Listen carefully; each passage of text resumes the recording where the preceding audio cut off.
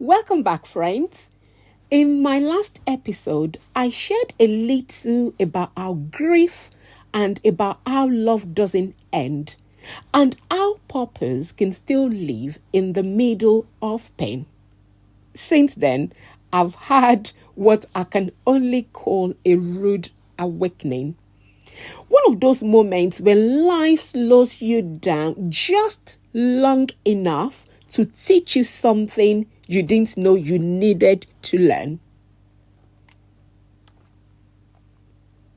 I've realized that understanding changes everything. It's easy to observe someone's pain and feel sympathy, but true compassion, the kind that moves us to love deeply, often comes when we've walked a similar road ourselves. Experience has a way of opening our eyes. It softens us, it changes us, and it shapes us. It teaches us not just to know, but to understand. And that understanding, you see, that's where compassion is born.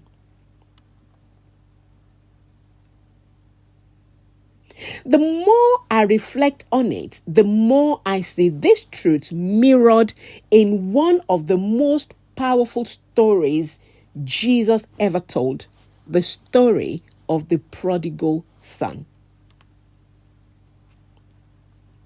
The prodigal son story begins with confidence, in fact, almost arrogance. He knew what he wanted and he believed he could handle life on its own terms. Isn't that how we often begin? We know about God, we know about love, we know about right and wrong, but sometimes it takes living through something to really understand those things. The Bible says in Luke 15 verse 7, when he came to himself, that moment wasn't just about regret, it was about awakening. It was the moment his pride gave way to truth, when he finally saw himself and his father differently.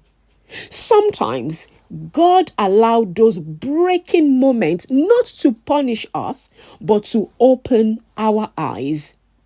Pain, loss, or failure can become the classroom where understanding begins. And understanding, when it comes, changes everything. The son decided to go home, not expecting mercy, just hoping for survival. But as he walked, the Bible says the father saw him a great way off and ran to meet him. I love that picture. The father didn't wait for explanation. He didn't remind him of the rules. He just ran because grace always moves first.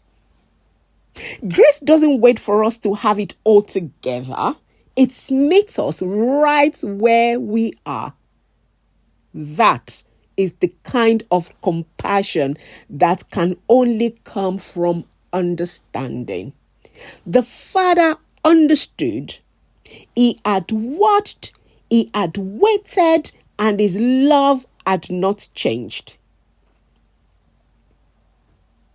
Compassion isn't pity. Compassion is understanding turned into action. And that's exactly what God's grace looks like. It's love that understands and still embraces. Maybe that's the real heart of the story. The son's awakening met the father's compassion, and together they created a moment of grace. When the father held his son again, He didn't just forgive him, he restored him. He gave him a robe, a ring, and sandals.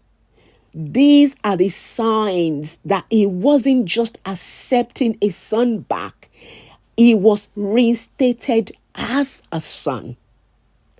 That is what grace does. It doesn't just cover the past, it redeems it. Every rude awakening, every lesson learned, every tear we shed, God uses all to grow our understanding and deepen our compassion. Because the more we understand, the more we reflect his heart. Grace restores our identity. It reminds us that even when we've been far away, we still belong. God doesn't waste our pain. He transforms it into wisdom and tenderness for others.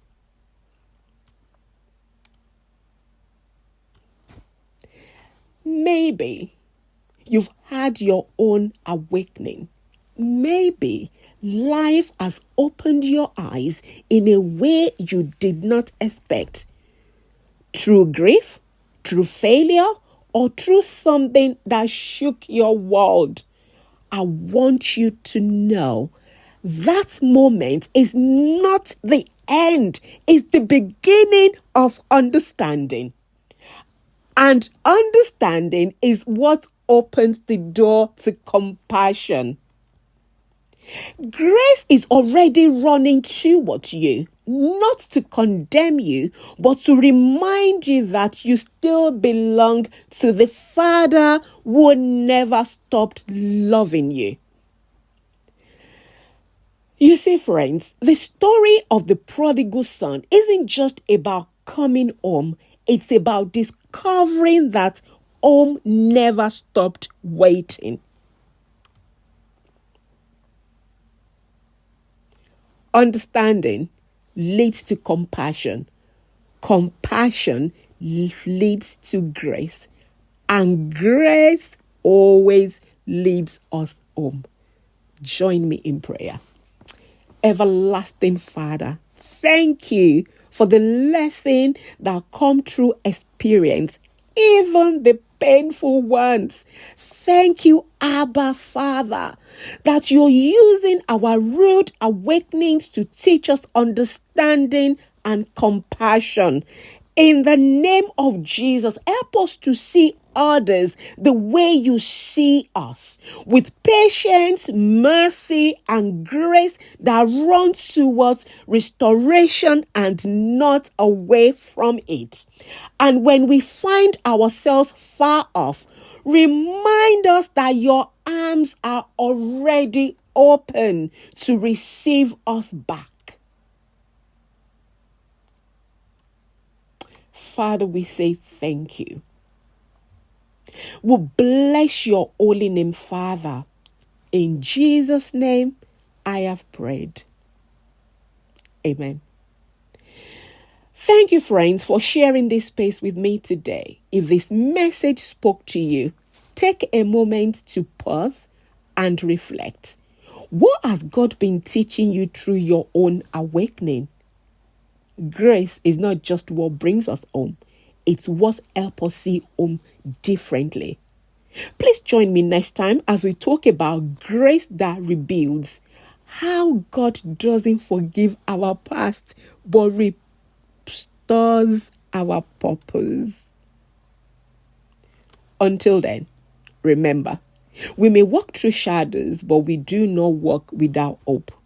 The same hands that hold our sorrow always guides us back to grace. May God bless you.